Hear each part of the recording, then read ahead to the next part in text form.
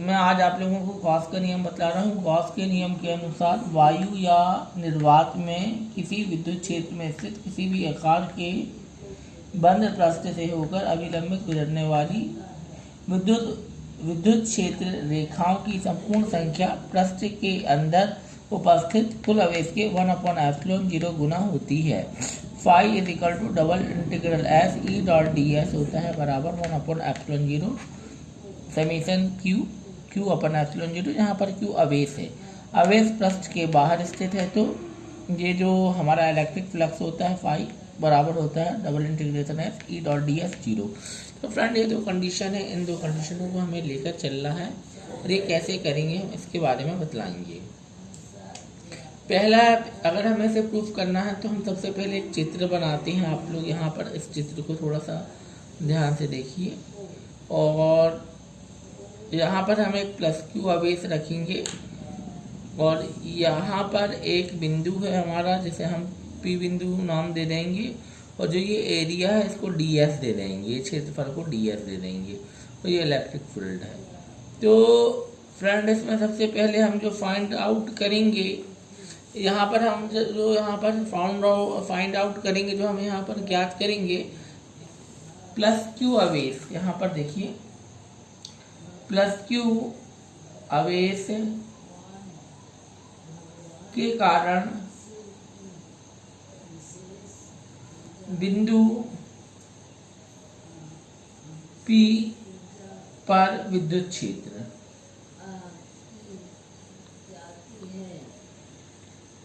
की तीव्रता,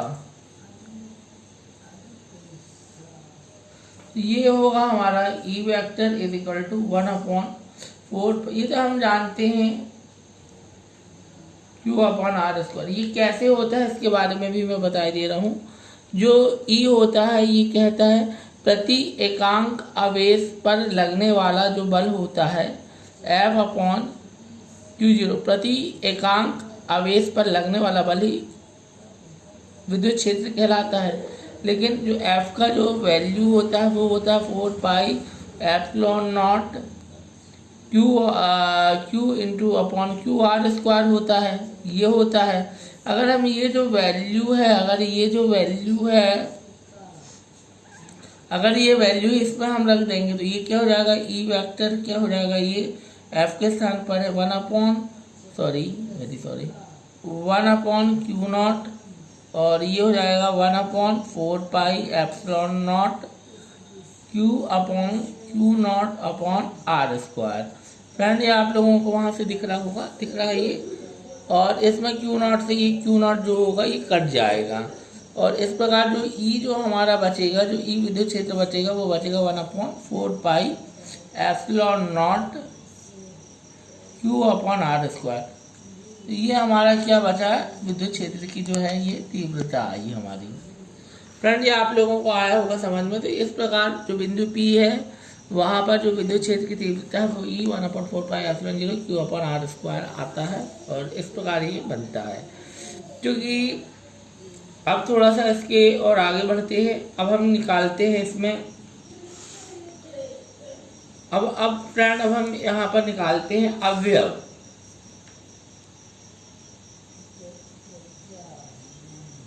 थोड़ा सा हमारी हिंदी कमजोर है। अवयव ds से समृद्ध विद्युत फ्लक्स।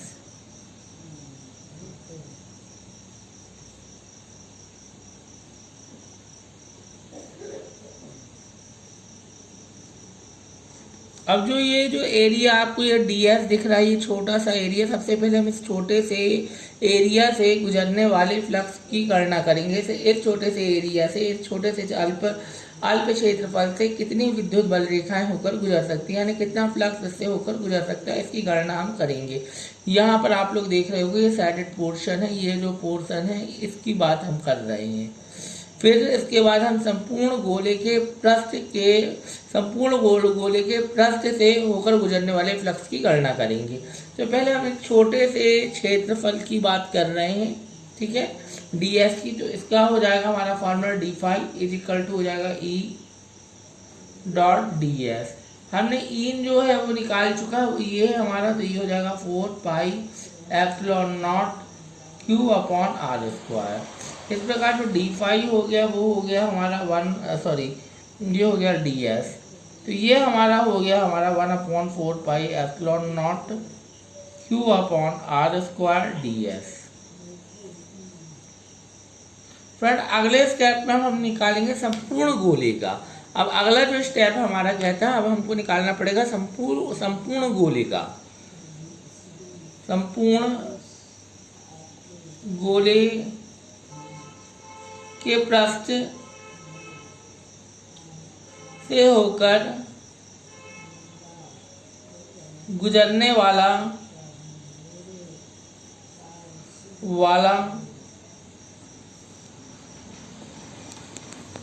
विद्युत फ्लक्स। तो अब संपूर्ण गोले से होकर गुजरने वाला विद्युत फ्लक्स को ज्ञात करना, तो ये हो जाएगा हमारा फाई। ये कुल मिलाकर ये फॉर्मूला है E डॉट डी एस।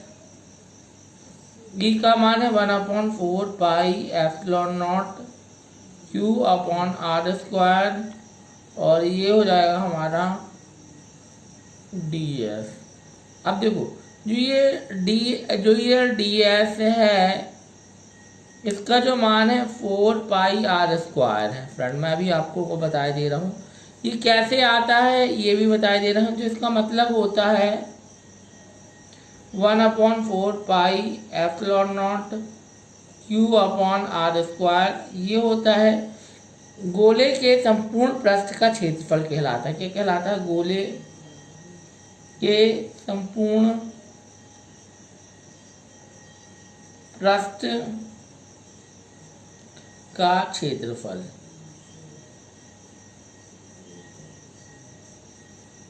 अब गोले का जो संपूर्ण पृष्ठ का क्षेत्रफल होता है वो 4 आर स्क्वायर होता है। तो अब मैं आपको एक स्टेप और बताता हूँ। 4 epsilon 0 Q upon R square. जो गोले के संपूर्ण पृष्ठ का क्षेत्रफल होता है 4 आर स्क्वायर। 4 से 4 कट जाएगा, पाई से पाई कट जाएगा, आर स्क्वायर से आर स्क्वायर कट जाएगा। हमारा बचेगा क्या? Q upon epsilon 0। फ्रेंड ये हमारा आंसर है।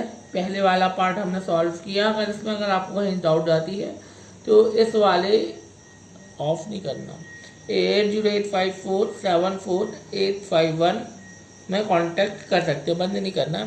तो 8085474851 में आप मेरे से कांटेक्ट करके पूछ सकते हो। अब मैं इसका आपको पार्ट 2 बतलाऊंगा। अभी जो मैंने आपको बतलाया हूँ फाई बराबर होता है क्यू अपॉन एप्सिलॉन नॉट। ठीक है, ये पहला वाला पार्ट। अब मैं बतलाऊंगा पृष्ठ के बाहर स्थित है। तो अगर जो आवेश है पृष्ठ के बाहर स्थित है तो इसकी कंडीशन थोड़ा सा अलग होती है। पॉज कर दो 2 मिनट।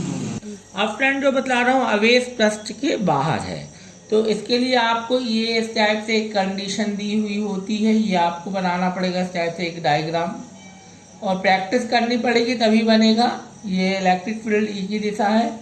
यहाँ पर जो क्षेत्रफल है वो DS2 है, और ये बी बिंदु है, बी पृष्ठ है। और यहाँ पर का क्षेत्रफल DS1 है, और यहाँ का A है, और ये जो है वक्र पृष्ठ C, और ये है DS3। और इन सब में हम क्या लगा दिए? वेक्टर लगा दिए। अब हम फ्रेंड इसमें बात करेंगे A का पृष्ठ क्षेत्रफल क्या है। ऐसे लिख लो, पृष्ठ A का क्षेत्रफल क्या है हमारा। अगर देखा जाए तो ये DS1 है। ठीक है, इसकी जो दिशा है वो क्या है? विद्युत क्षेत्र E की, यहाँ पर ध्यान से देखेंगे, विद्युत क्षेत्र E की दिशा के विपरीत है।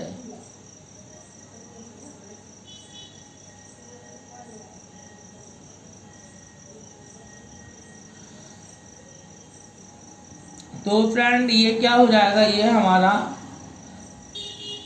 इससे अब हमको इससे संबंधित फ्लक्स निकालना पड़ेगा।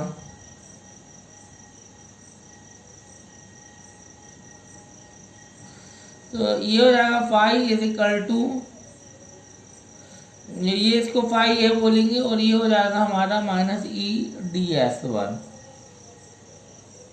अब देखो, अब हम निकालेंगे पृष्ठ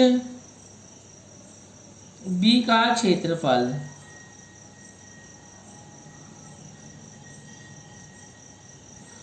ये हो जाएगा ds2, है ना। और इससे संबंधित फ्लक्स क्या हो जाएगा हमारा,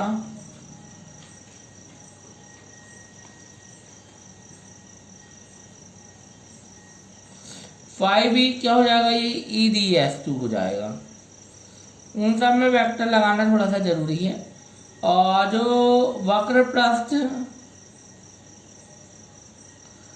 सी है, सी क्या है, जो वक्र पृष्ठ सी है वो जो वक्र पृष्ठ सी है वो क्या है, विद्युत क्षेत्र के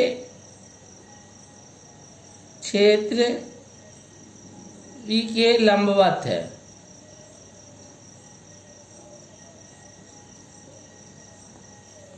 तो ये हो जाएगा हमारा phi C is equal to E vector D S T. तो ये क्योंकि ये लंबवत है विद्युत क्षेत्र ई की दिशा के, तो ये फार्मूला होता है। अगर इसको हम ओपन करेंगे तो ये इस टाइप से फार्मूला होता है, ई डॉट डी एस। इसको ओपन करेंगे तो ये E D S cos theta होगा, और थीटा इज इक्वल टू 90 रखेंगे लंबवत में 90 अंश का बनेगा, तो ई डॉट डी एस और E dot D S C क्या हो जाएगा हमारा, ये हमको जीरो प्राप्त होगा। क्योंकि कॉस 90 जीरो होता है इसलिए हम यहाँ जीरो लेंगे। फाई सी क्या हो जाएगा, ये जीरो हो जाएगा। फिर लास्ट है कुल फ्लक्स कितना हो जाएगा, कुल विद्युत फ्लक्स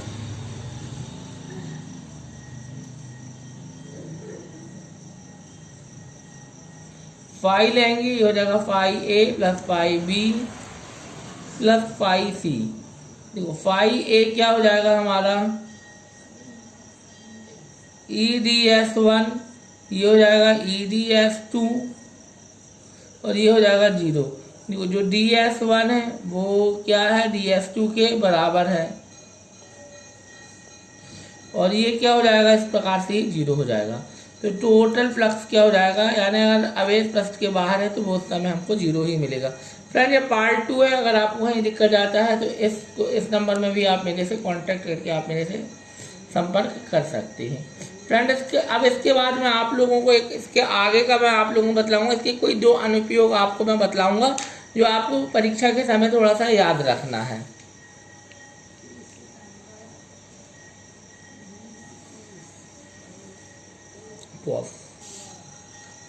अब फ्रेंड हम इसकी मदद से क्या विद्युत क्षेत्र ई, जिसको हम विद्युत क्षेत्र की तीव्रता, विद्युत क्षेत्र, यहाँ देखो विद्युत क्षेत्र की तीव्रता